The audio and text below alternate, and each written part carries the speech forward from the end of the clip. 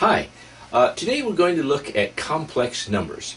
Now, in the past here, we've been dealing with like whole numbers, integers, rational numbers that are made of fractions that are made of integers. But today we want to look at a different kind of numbers here. And I have one here that will be coming up here soon. And here it is, complex numbers.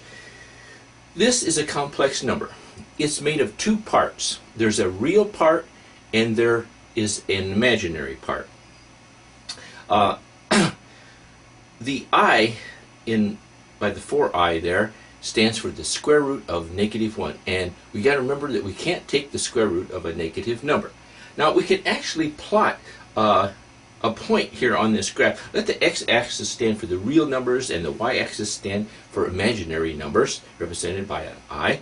We can go 3 to the right and 4 up, and we can plot that point, 3 plus 4i. So 3 plus 4i is a complex number here. And so we'll work some problems involving this. Okay, here's a real interesting problem. X squared plus 1 equals 0. Let's work it down. Subtract 1 from both sides, and we'll get x squared equals a -1. Now let's do a little something tricky here. Let's take the square root of both sides. Now, if you take the square root of x squared, you're taking the square root of a square, so it's just x. And that equals the square root of -1. And the square root of -1 is represented by I. Okay. In the next problem here, well, it's actually I'm showing you some versions of I here. Let's say I squared. Well, that's simply the square root of I, or square root of -1 times itself, and you get a -1. Now, if you remember the rules of radicals, there we can remove the radical sign if what's underneath the radical sign is the same thing.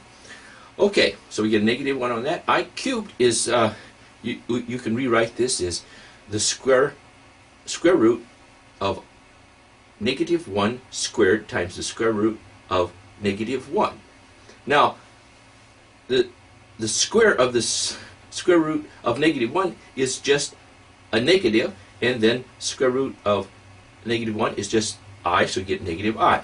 If you have I to the fourth, then you got the square root of -1 squared times itself. So that's just -1 times -1, and you're going to get 1. So I just wanted to show you a little pattern here. Okay, now let's suppose that we have the square root of -3 here. Now we could factor that into -1 times 3.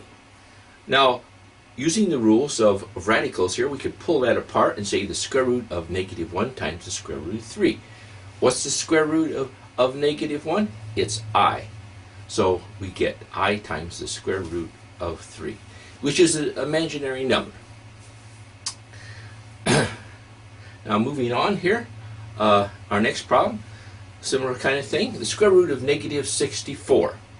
Well, we could take and pull out the square root of -1 this time around, and times the square root of 64. What's the square root of 64? It's just 8.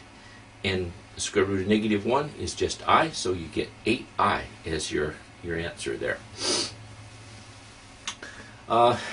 Another problem here, square root of -98. Again, we could do a factoring thing here. -1 times a 98, separate that apart there, and you get the square root of -1 times the square root of 98. Now, 98 is 2 times 49. So 49 is a square. So we could pull out a 7. And of course we got the square root of -1 out there, so that's an I. So you'll be left with 7i times the square root of 2. Now here we're going to add two radicals together. Now, you know what the square root of 16 is? That's 4. So we can put that down. And the square root of -4 is just the square root of -1 times the square root of 4. Square root of negative 1 is I, square root of 4 is 2, so you get 4 plus 2I. So here we have represented a, a complex number. Now in this case here, we want to first start and remove the parentheses there.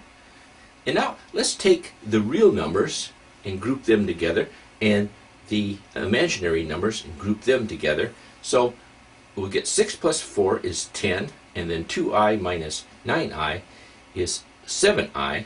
So we get 10 minus 7I.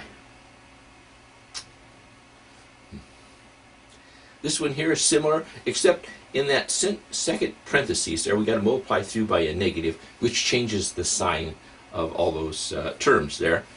Now, again, let's group all the real numbers together and all the imaginary numbers together, and we'll get a negative 2 plus 6. That's 4, and then an 8I minus 4I is 4I. So we get 4 plus 4I as our complex number in this case here. Now this one here, square root of negative 2 times square root of negative 8. Let's just pull out the square root of negative 1s from each one of those radicals there. And 8, the square root of 8 is can be represented by the square root of 2 times 4. So I switched things around here, got all the square root of negative 1s together. That's going to be an I squared. And then we have the square root of 2 times the square root of 2. Now the square root of 2 times the square root of 2 is just 2. So in the end here, we're getting negative 1 times 2 times 2. And of course that's going to be a negative 4.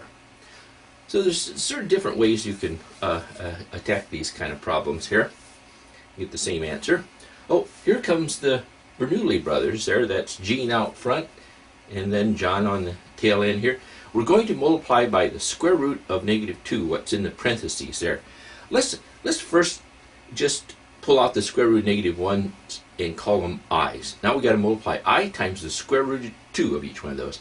So in the first case, you get I times the square root of 16 plus 2 in the second term, you get plus 2I squared. Now I squared is just a negative 1, so you take that times 2, and then the square root of 16 is 4, so in the end we get negative 2 plus 4I.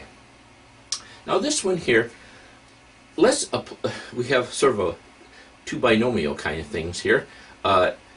Let's use the FOIL method here.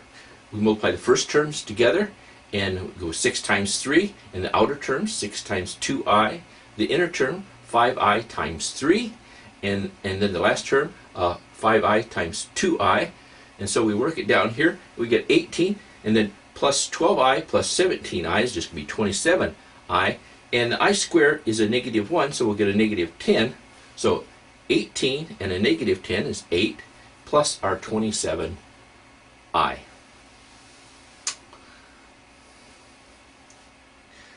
Now in the next case here, I want you to remember back that it's not nice to leave a radical in the denominator.